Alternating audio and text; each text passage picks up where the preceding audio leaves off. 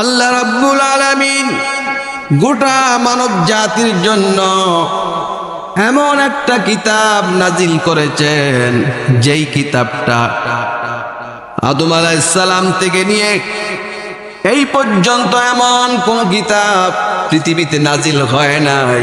এত ভাগ্য সুপ্রসন্নকারী কিতাব, ভাগ্য সুপ্রসন্নকারী কিতাব আল্লাহ পাক রব্বুল আলামিন মানব জাতির জন্য যেই রজনীতে দান করেছেন, এমন একটা রজনী পৃথিবীতে কখনো আসে নাই, আসবেও না। যেহেতু মানব জাতির কল্যাণ এবং মঙ্গল ভাগ্য সুপ্রসন্ন করার জন্য আল্লাহ পাক কিতাব দিয়েছেন, যেই রজনীতে ওই রজনীকে আল্লাহ পাক রব্বুল আলামিন হাজার হাজার মাসের চাইতেও বেশি দামি ঘোষণা করে দিয়েছে। সুবহানাল্লাহ। আমরা জানি কিতাব নাজিল হয়েছে 23 বছরের জিন্দিগিতে, 23 বছরের গোটা জিন্দিগিতে অল্প অল্প করে কোরআন নাজিল হয়েছে। কিন্তু এখানে বলা হয়েছে যে কোরআন এই রজনীতে নাজিল করা হয়েছে। তার কি উত্তর? তার দুইটা উত্তর পাওয়া যায়।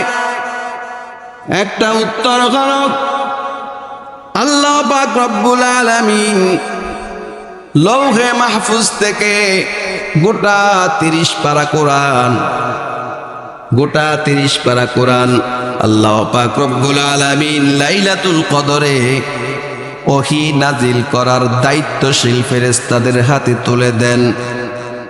যেই রজনীতে আল্লাহ পাক রব্বুল আলামিন 30 পারা কোরআন ওহী নাজিলকারী দায়িত্বশীল ফেরেশতাদের হাতে যেই রজনীতে তুলে দেন, ওই রজনী হচ্ছে লাইলাতুল কদর। লাইলাতুল কদরেই আল্লাহ পাক রব্বুল আলামিন গোটা 30 পারা কোরআন দায়িত্বশীল ফেরেশতাদের হাতে তুলে দিয়েছেন। এই জন্য আল্লাহ পাক এই রজনীকে এত দামি করে দিয়েছেন। সুবহানাল্লাহ। এরপরে দায়িত্বশীল ফেরেশতারা 23 বছরের জিন্দিগিতে অল্প অল্প করে সময় সাপেক্ষে প্রয়োজন ভেদে তারা রাসূলুল্লাহ সাল্লাল্লাহু আলাইহি সাল্লামের কাছে কোরআন নাজিল করতেন আল্লাহর নির্দেশে। এর অর্থ এই নয় 23 বছর ধরে আল্লাহ পাক রব্বুল আলামিন কোরআন তৈরি করেছেন, কোরআন রচনা করেছেন 23 বছরে। না না, 23 বছর বসে বসে কোরআন রচনা করেন নাই।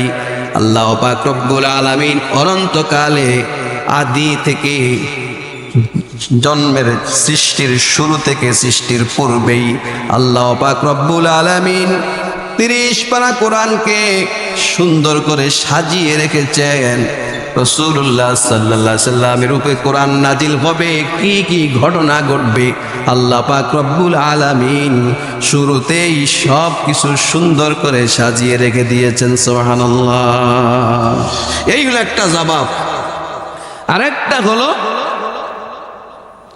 এই রজনীতে কোরআন নাজিলের সূচনা হয়েছে। এর পূর্বের যে সূরা, ওই সূরাটি হচ্ছে সূরা আলাক।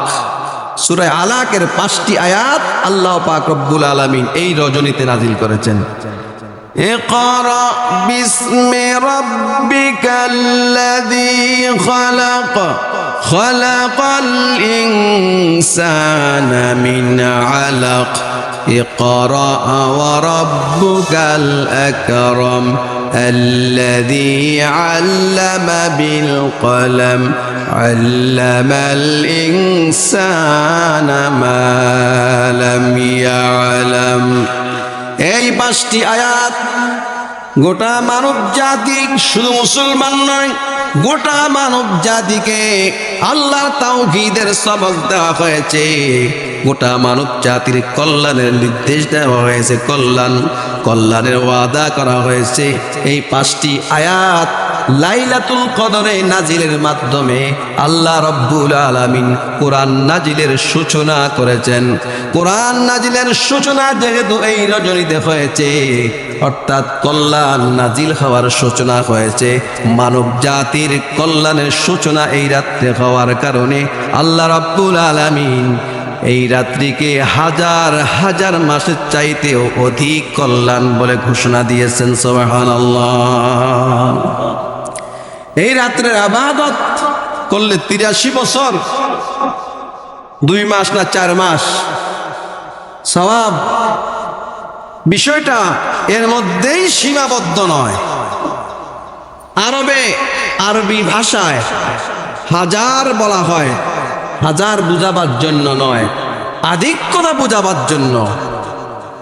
হাজার হাজার বুঝাবার জন্য, অসংখ্য অসংখ্য বুঝাবার জন্য, অধিক সংখ্যা বুঝাবার জন্য হাজার শব্দটি ব্যবহার হয়।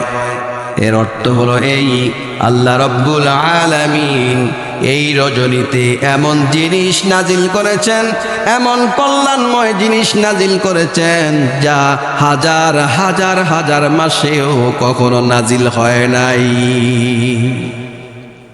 এটা হলো মহাগ্রন্থ আল কোরআন। কোরআনের মর্যাদা আমরা তো বুঝি না, এমন ভাবে আল্লাহ পাক বুঝাচ্ছেন, তারপরেও আমাদের হৃদয়ঙ্গম হয় না। কোরআন কি জিনিস, কোরআন কেন এসেছে, কি করা দরকার, কোরআনকে কিভাবে অ্যাকসেপ্ট করা দরকার, রিসপেক্ট করা দরকার, সেটা আমরা বুঝতে চাই না।